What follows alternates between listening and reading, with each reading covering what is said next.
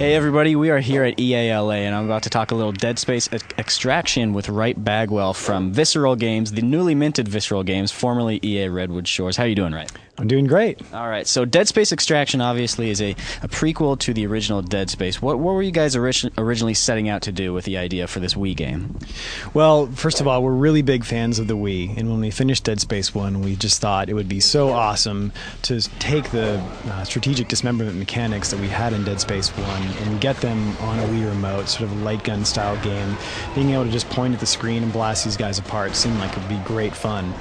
The other thing that we wanted to do is we wanted to put the game in first person on an authored camera path because we really thought that would give us the power to do things that we've never been able to do before. So all the things they can do in horror films, we can do in Dead Space Extraction because we've got complete control over the camera. And Dead Space being, about horror, it's a big part of the franchise. We thought that it would give us the power to do things that we couldn't do in Dead Space 1. So it was really exciting, actually, to be making a slightly different kind of game. So let's talk about what you guys are showing here today. Can you describe the section of the game that you guys are showing off? Mm-hmm. So the level that we're showing is about a third of the way through the game. We're with four people, a group of four people, who have come from the colony Aegis 7, where the necromorph infection has broken out. And they've made their way off of the colony, and they're on a shuttle to the Ishimura. After they get to the Ishimura, they crash land on the Ishimura. They do a zero-G spacewalk, they get into the Ishimura, and they find themselves in the crew deck. And once they get there, they think that they're going to find a bunch of crew, and they think that they're going to be able to help them figure out what's going on and how to get everybody to safety. When they get there, they find that that's not the case. Is it critical that somebody had played the original Dead Space in order to enjoy this game? No, not at all. We think that they'll have a lot more fun if they had played Dead Space 1, but we really tried to make sure that the story was great standing on its own. In addition to that, we really wanted to make sure that the story tied in closely with Dead Space 1 and the Dead Space comics and the Dead Space animated film. So people who have seen the film, the comics, and played Dead Space 1 are going to find a lot of really rewarding stuff in there because there's a lot of connections to the events and the characters of those other properties. So today's the first time you guys have let the press play the game, which begs the obvious question, how does the control system work in Dead Space Extraction? Have you taken all those abilities that Isaac had in the first game and adapted them to the character who's going to be playing through Dead Space with these motion controls on the Wii? So when we set out to make this game, we had one really big important thing we needed to do, which was that we wanted to keep the controls as simple as possible and to leverage the motion controls that the Wii offered, but also still making sure that we kept all the stuff that made Dead Space 1 great. So the stasis and telekinesis, for example, we had to have those. And so we ended up with a control scheme that we think is really simple and intuitive. Of course, pointing the Wii remote at the screen is how you aim. It's simple enough. You can swipe the nunchuck to do a melee attack. You've got stasis on your nunchuck. You've got telekinesis on your A button. It's very, very simple to control.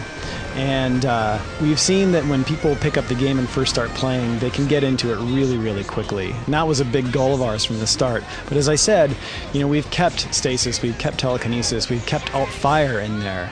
You can alt-fire by tilting the Wiimote 90 degrees. And that allows you'll see your cursor change into a different cursor. You've activated alt-fire. And so all that stuff that made Dead Space really, really deep and rich, we've kept in this game. What sort of issues does the guided experience pose for you? Because I know a big part of the original Dead Space was the ability to sort of explore the ship and find little bits and goodies that you wouldn't normally find on your own if you're sticking straight to the story. So we still have that sort of gameplay, even though you don't control your movement directly. You get that gameplay by looking around the environment. Some of the things that are really valuable, such as weapon upgrades or big ammo caches and things like that, you'll have to look really hard to find them. So there may be an ammo storage closet that you need to look for to click on to get into it. You might have to be really, really quick to get something that's hidden off in the corner of the room. In addition to that, we have what we're calling a look-around camera. And at specific times in the game, this camera, you'll see it's activated by, there's little arrows that appear around your cursor. And when you see that, that gives you the control to look around the room with your analog stick. And those play out like little mini games. When you see that little cursor appear, you have a certain amount of time. You can look around the room and grab as much stuff as you can. And of course, it's really difficult to grab it all, and some of the best stuff is going to be harder to find. So we do have this sense of exploration because it's not very easy to grab all the stuff that's in the world. In addition to that, we try really hard to make sure that the camera path that goes through the world makes it feel like you're really exploring the ship. So when you see the demo, you'll see that the characters aren't just walking from point A to point B in a straight line, going through a sequence of doors, trying to get through everything as quickly as possible.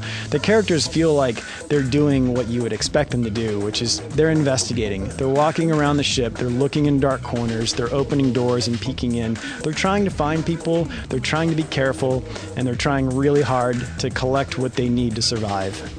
Well, Red, I'm sure Wii owners don't have a whole lot of mature horror games to choose from, so I bet they're very eager to get their hands on this. So when's the game going to be released? Fall 2009. All right. Thank you very much. Thank you. That'll do it for Dead Space Extraction today, but stay tuned for more in the upcoming months.